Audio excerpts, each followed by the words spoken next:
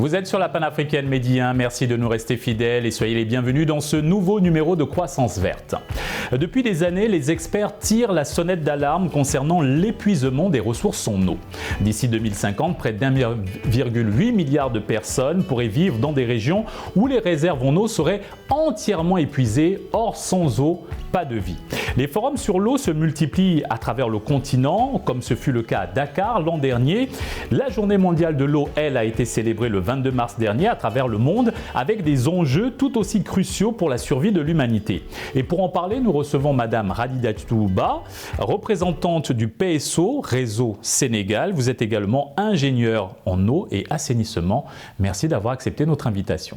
Merci d'avoir également porté votre choix sur ma personne et sur notre structure. C'est un honneur pour moi d'être parmi vous aujourd'hui. Madame Ba, on se retrouve sur ce plateau juste après notre reportage. Il est signé Mamadou Diarra et Cher Ndao.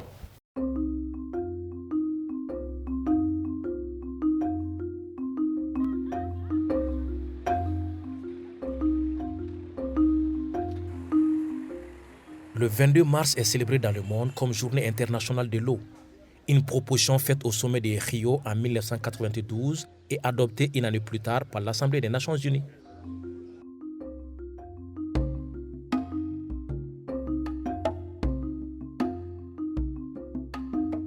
Mais compte tenu du contexte électoral au Sénégal, la journée du 22 mars 2024 n'a pas pu être célébrée comme il se doit selon les acteurs du secteur. Le contexte électoral a fait que cette année, on n'a pas célébré la journée mondiale de l'eau au niveau national. Ce qui a été fait, c'est avec le ministère de l'eau et de l'assainissement, notamment le pôle Eau de Dakar, qui est une initiative logée au sein du ministère, qui travaille avec un réseau des universitaires au Sénégal et dans la sous-région, mais également un réseau des professionnels, a décidé, sous la tutelle du ministère de l'eau et de l'assainissement, de célébrer la journée mondiale pour quand même marquer l'empreinte du Sénégal dans les agendas internationaux de l'ONU. Et donc, en tant qu'universitaire, nous, on a été sollicités parce que nous faisons partie du pôle Haut de Dakar. Et l'université Amadou Mahtar Mbow a été impliquée dans l'organisation de cette journée, notamment en prenant en charge, à travers le pôle Haut de Dakar, le volet hackathon. Voilà. Et donc, ça a été une belle réussite. On a réussi à organiser cette journée aux sphères ministérielles de Diamniadio, pour, comme je l'ai dit tout à l'heure, pour marquer l'empreinte quand même sénégalaise sur l'échiquier international quand il s'agit d'organiser des événements internationaux. Nous avons été très modestes cette année du fait simplement de l'actualité que vous connaissez, l'actualité politique, alors qui ne nous permettait pas de nous déployer dans nos zones de prédilection, c'est-à-dire les espaces jeunes dans les universités, mais également pouvoir aussi être dans les espaces scientifiques pour pouvoir parler de ces questions d'eau.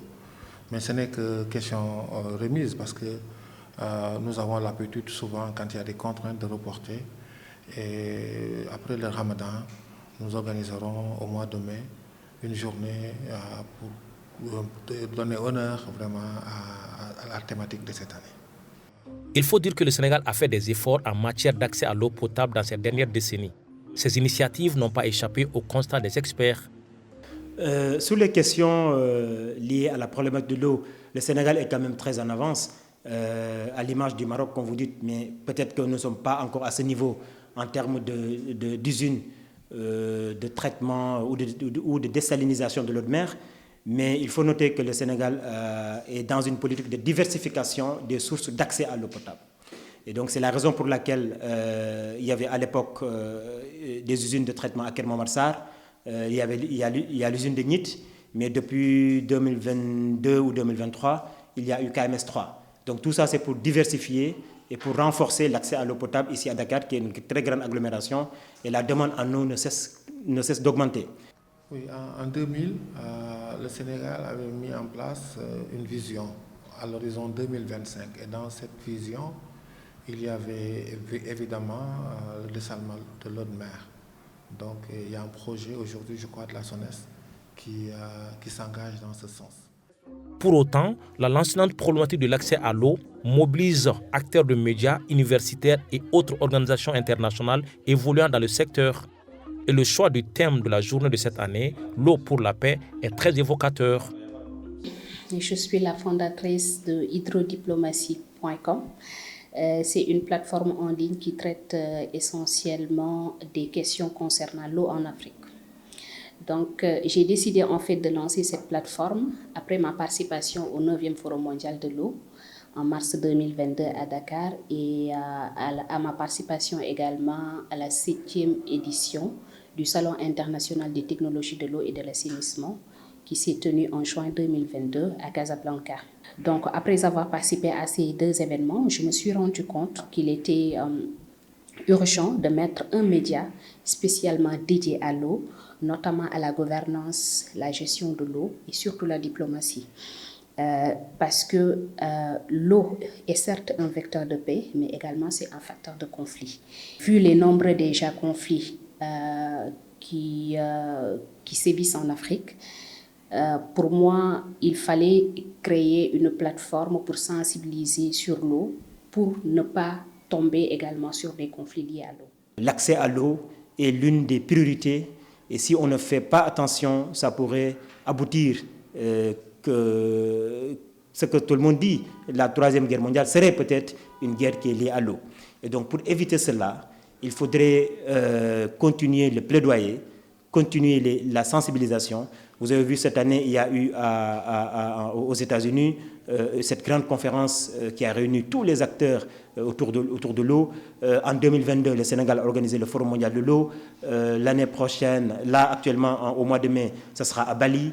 Donc tout ça, toutes ces initiatives, c'est pour continuer à renforcer le plaidoyer, à favoriser les dialogues entre les communautés, entre les institutions, entre les États, pour que cette crise de l'eau n'arrive pas ou bien n'atteint pas un certain niveau qui pourrait déboucher à des conflits qu'on ne pourra pas gérer. Le changement climatique constitue aussi un facteur handicapant dans l'accès à l'eau potable, si l'on en croit les spécialistes de la question. Dans nos pays ici ouest-africains, où nous n'avons pas de neige, le seul mode d'alimentation des eaux de surface, au niveau des cours d'eau, des lacs, c'est la pluie. Donc, on dit que dans le cas du changement climatique, certaines régions vont connaître des pluies extrêmes, donc avec des inondations à n'en plus finir, et d'autres régions peuvent être caractérisées par des sécheresses. Donc s'il y a une sécheresse qui persiste, qui est là, ça veut dire quoi? Ça veut dire qu'on aura moins de pluie, donc moins d'eau dans les cours d'eau, moins d'eau dans les lacs. Et dans ce cas-là, si notre consommation en eau dépend du traitement de ces eaux de surface, il est évident qu'il y aura des problèmes. Donc l'enjeu fondamental, c'est de lutter contre ce changement climatique parce que les événements de sécheresse constituent une conséquence ou constituent une contrainte majeure au développement socio-économique de nos États par rapport à l'accès à l'eau pour l'agriculture, l'accès à l'eau pour justement la consommation des populations.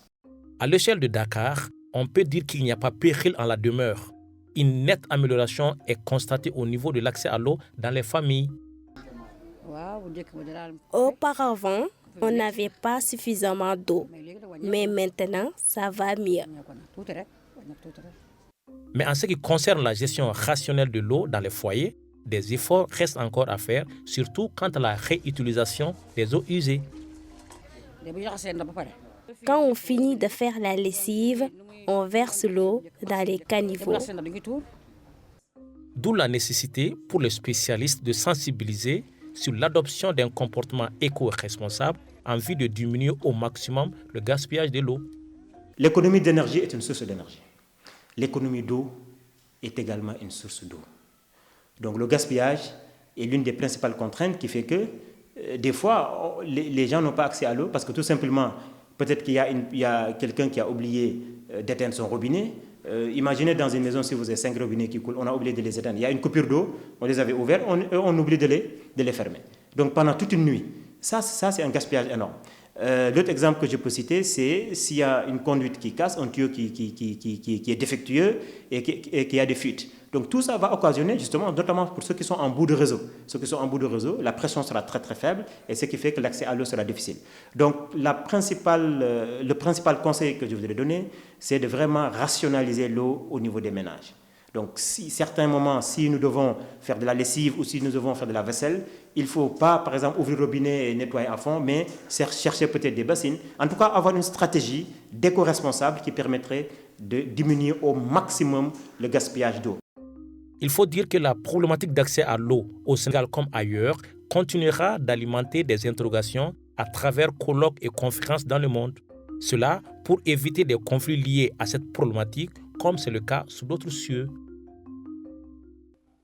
Et nous sommes de retour sur le plateau de Croissance Verte avec Madame Radidiatou Ba, représentante du PSO Réseau Sénégal.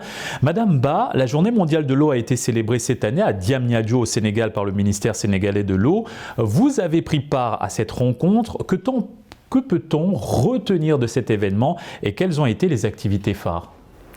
Alors, merci pour cette question. Déjà, nous pouvons retenir plusieurs activités, plusieurs également points qui ont été soulevés pendant cette journée-là.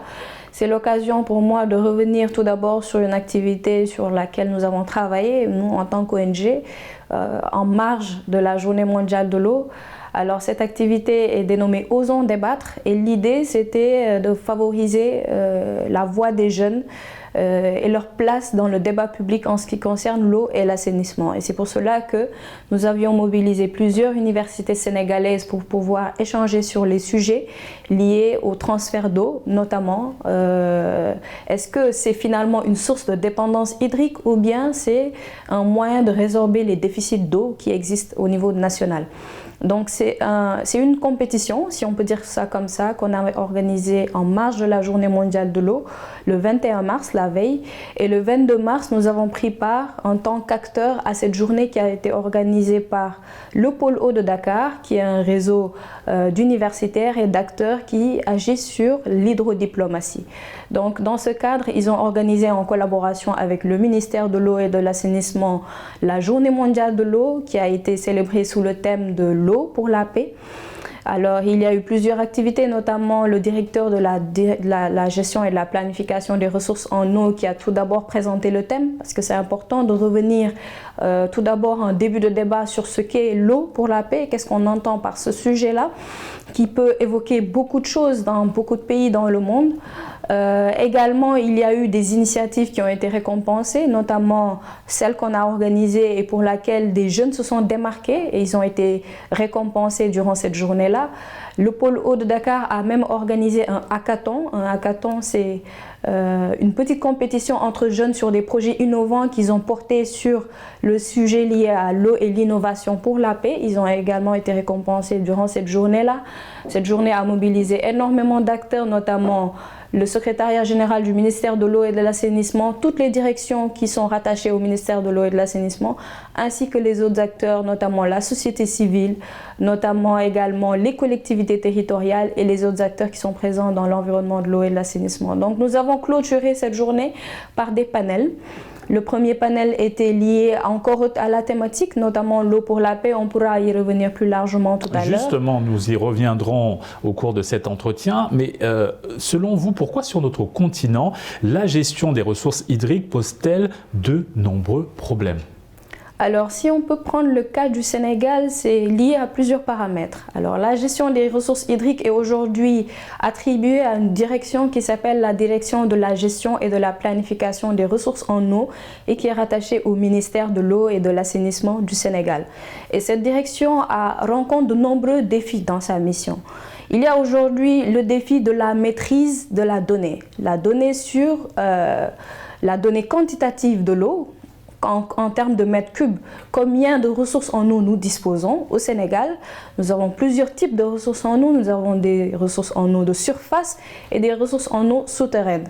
Donc, en termes de données quantitatives, nous avons des défis à relever sur le plan de cet aspect-là, mais également en termes de données qualitatives. Qu'est-ce qu'on entend par cet aspect-là? C'est en termes de qualité de l'eau, quels sont les paramètres qui sont présents dans l'eau et qui peuvent aujourd'hui constituer une entrave à la consommation humaine ou à d'autres utilisations. Donc il y a le défi de la maîtrise de la donnée, de la ressource dont on dispose, mais il y a également la maîtrise des prélèvements, parce que quand l'eau est présente, on l'utilise. Il y a plusieurs utilisations qui sont possibles. Il y a l'utilisation domestique, l'eau pour la boisson, l'eau pour la cuisine, l'eau pour le lavage et les utilisations économiques, l'eau pour l'agriculture, l'eau pour l'élevage, l'eau pour le commerce. Donc toutes ces utilisations sont aujourd'hui en compétition et il y a des réels défis pour qu'aujourd'hui ces structures puissent maîtriser de façon optimale quel est le volume qui est réellement prélevé sur ces ressources qui sont aujourd'hui existantes. Et maintenant, comment le changement climatique affecte-t-il l'accès à l'eau potable sur notre continent et plus particulièrement au Sénégal ? Alors aujourd'hui, nous sommes dans un contexte assez particulier parce que le Sénégal traverse des moments comme tout autre pays dans le monde assez difficiles en termes de contexte lié à l'eau et à l'assainissement. Parce que non seulement nous avons l'avènement des changements climatiques, nous avons assisté tout à l'heure au reportage où Dr Saho présentait des phénomènes extrêmes qui peuvent arriver dans certaines régions où on peut trouver des volumes d'eau qui peuvent être très importants, alors que dans d'autres on peut trouver des sécheresses, un manque d'eau qui peut être représenté dans certaines régions.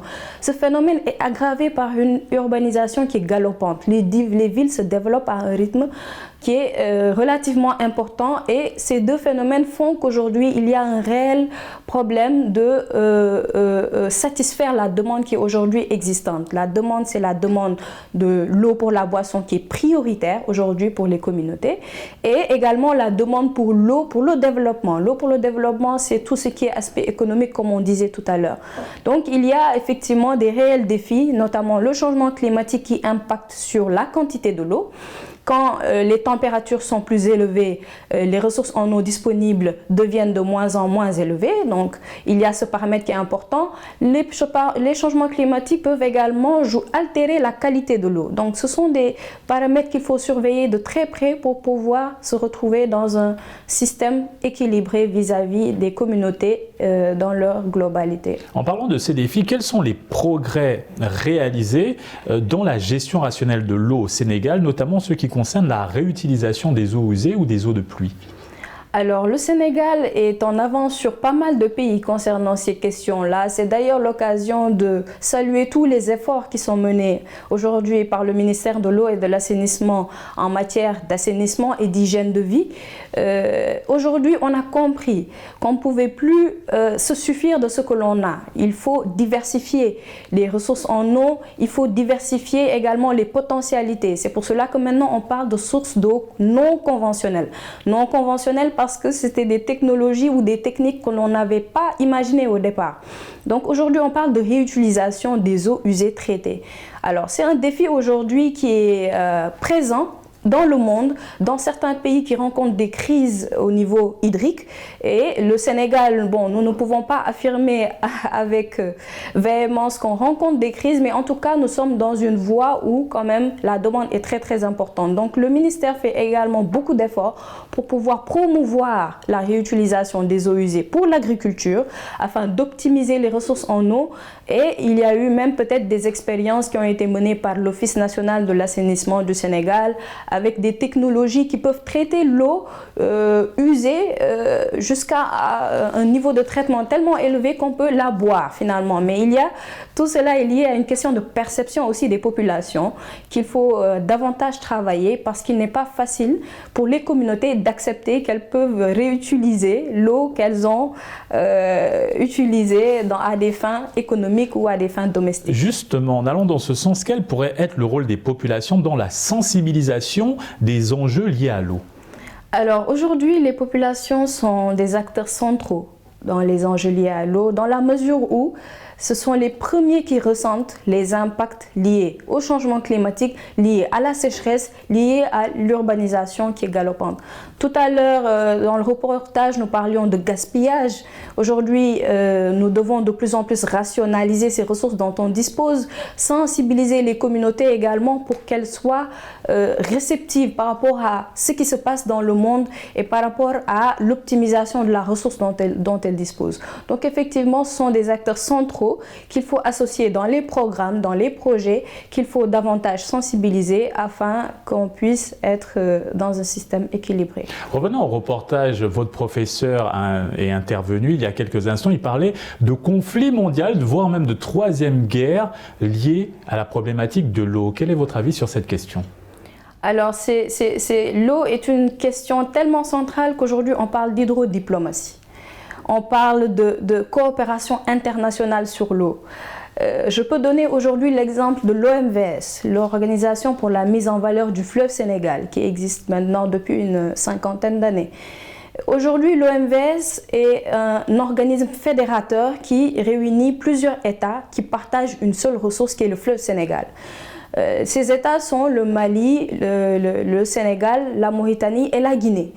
Aujourd'hui, elles sont obligées de coopérer autour de cette ressource-là puisqu'elles traversent tous ces 4 pays-là et elles se sont entendues pour pouvoir fonder cet organisme-là afin de gérer cette ressource de façon optimale. Donc aujourd'hui, la coopération, elle est nécessaire. Elle est nécessaire dans le contexte où l'on est, où la répartition des ressources en eau est inéquitable au niveau national, au niveau international également. Donc, il faut communiquer davantage autour d'un consensus qui peut réunir l'ensemble des acteurs sur ce sujet-là qui est l'eau, qui est encore une fois destiné à plusieurs usages et à plusieurs types d'acteurs. Donc il faudra nécessairement aller vers cette coopération internationale tout en espérant qu'on n'aille pas vers une 3e guerre mondiale, si on peut l'appeler ainsi. Mais en tout cas, c'est effectivement une grande source de conflits. En tant que représentante de PSO Réseau Sénégal, quelles sont vos attentes par rapport au nouveau gouvernement du président Faye sur les problématiques liées à l'eau ? Alors, les attentes peuvent être élevées. Je peux donner juste quelques exemples par rapport aux attentes qui peuvent être vraiment primaires. Aujourd'hui, c'est l'accès à l'eau universelle, l'accès aux services d'assainissement. Aujourd'hui, on est dans un contexte où, au niveau mondial, on est adossé aux objectifs de développement durable. Donc, on a des objectifs aujourd'hui à atteindre sur le plan de l'accès à l'eau et de l'accès à l'assainissement. Et malgré tous les efforts consentis par l'État et ses partenaires, le Sénégal n'a pas encore atteint l'accès universel à l'eau et à l'assainissement. Dans certaines zones du Sénégal, l'eau est encore une denrée rare, où les femmes vont encore puiser au niveau des puits et c'est encore une tâche qui peut être très lourde et qui peut être également source de retard au niveau de la croissance de la communauté.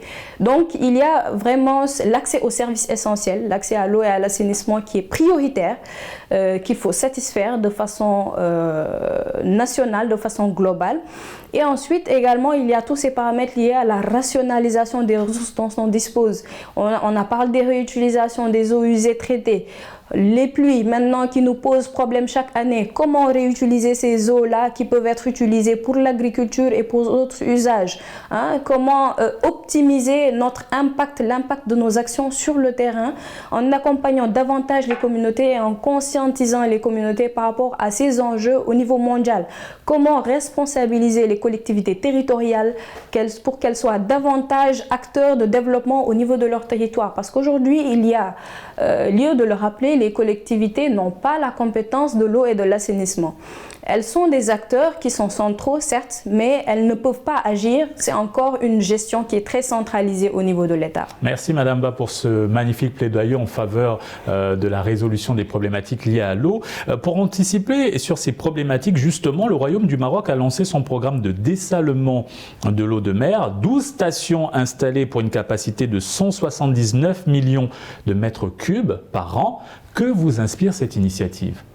Alors, cette initiative m'inspire un peu le cas du Sénégal. Pour revenir un peu à notre cher Sénégal, aujourd'hui, le Sénégal est en train d'expérimenter ces technologies-là, notamment la désalinisation ou le dessalement de l'eau de mer. Justement, on en a parlé tout à l'heure, il s'agit de diversifier les sources d'eau.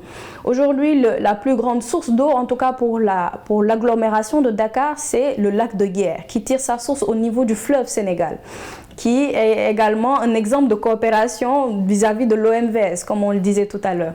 Mais on s'est rendu compte que c'est une source qui peut créer une certaine dépendance quand il y a des problèmes qui sont rencontrés au niveau du réseau, de l'entretien du réseau.